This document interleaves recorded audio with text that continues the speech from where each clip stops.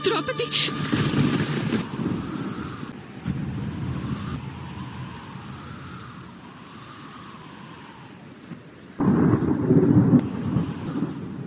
मुझे स्पर्श मत कीजिए माता कुंती, मैं मलिन हो जाऊंगी। मैं अब आपकी पुत्र वधू नहीं, आपके पुत्रों की पत्नी नहीं, गुरुवंश की कुल वधू नहीं।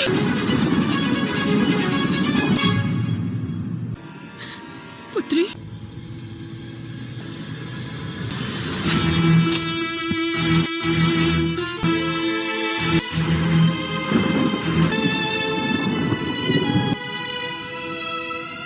मैं अब पतिहीन, नामहीन, वंशहीन हूँ।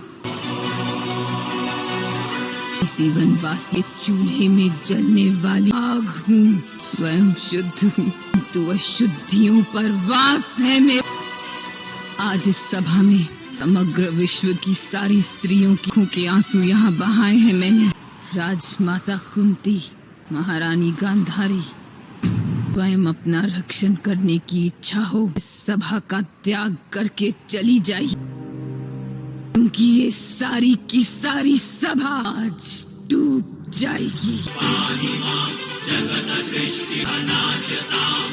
मैं मनुष्य नहीं, मृत्यु हूँ, केवल मृत्यु।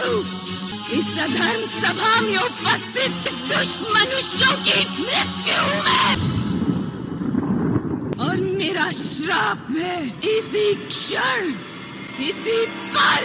नहीं द्रौपदी, श्राप मत दो, क्षमा कर दो। मेरा श्राप ही क्षमा है महारानी। यदि दंड दूंगी तो इसी जीवन में प्रतिपल नरक का अनुभव होगा और इनकी पीड़ा का अंत नहीं आए। पुत्री, जो स्त्री जीवन देती है मृत्यु नहीं दे सकती। पुरुषों ने तो इस राजसभा में आत्महत्या ही कर ली। अपने शरीर को मार दे उसे स्वहत्या कहते हैं, अपनी आत्मा को कोई मार दे उसे आत्महत्या कहते हैं। क्रोध में आकर पुरुषों जैसा कार्य मत करो। घर को स्वच्छ करने का कार्य स्त्री करती है, संसार को स्वच्छ करने का कार्य स्त्री ही कर सकती है। मैं श्राप देती हूँ। ठहरो पांचाली, आज पांडु पुत्रों पे बहुत बड़ा लांछन लगा है। पांचाली, धोने का हमें एक अवसर दो, हमारे अपमान का प्रतिशोध लेने दो हमें। कैसे लेंगे आप प्रतिशोध? तो दास है दुष्टों के। मैं अब आपको अपना पति नहीं मानती। मैं आज के बाद नहीं केश कभी नहीं बांधूंगी, माथे पर चूड़ामणि धारण नहीं करूंगी।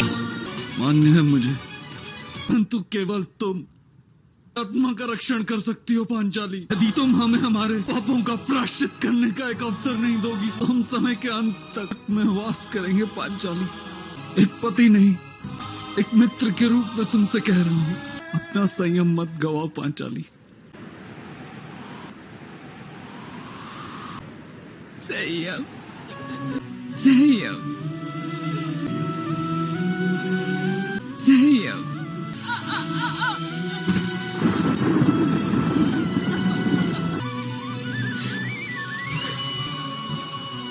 पुत्री, बस पुत्री, बस।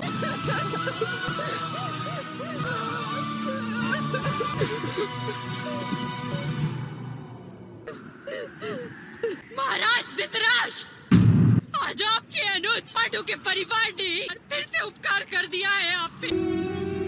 जाइए, सुख भोगिए, किंतु जब तक सुख दिखता है तब तक स्मरण रहे, जिस दिन मेरे पुत्र स्वतंत्र होंगे उस दिन आपके सुख का अंत होगा।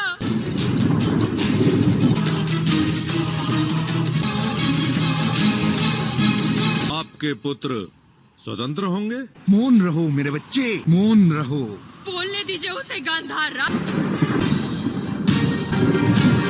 उसका घमंड बोल रहा है ये शब्द। तुम द्रौपदी को निर्वस्त्र करना चाहते थे ना दुर्योधन? अब देखो सभा को, जिसने ये अधर्म मौन रहकर देखा, देखो वो सब स्वयं सर्प के भांति निर्वस्त्र हो गए हैं। देखो अपनी सभा को।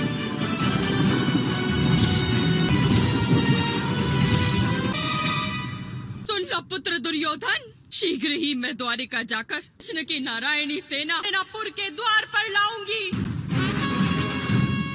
और कृष्ण तथा बलराम से विनती करूंगी कि कुरु वंश को पराजित करे, मेरे पुत्रों को स्वतंत्र करे। आप में से किसी को मारे नहीं, कि मेरी पुत्र वधू के अपमान के प्रतिशोध उत्तरदायित्व केवल मेरे पुत्रों का है। ये कार्य केवल मेरे पुत्र ही करेंगे।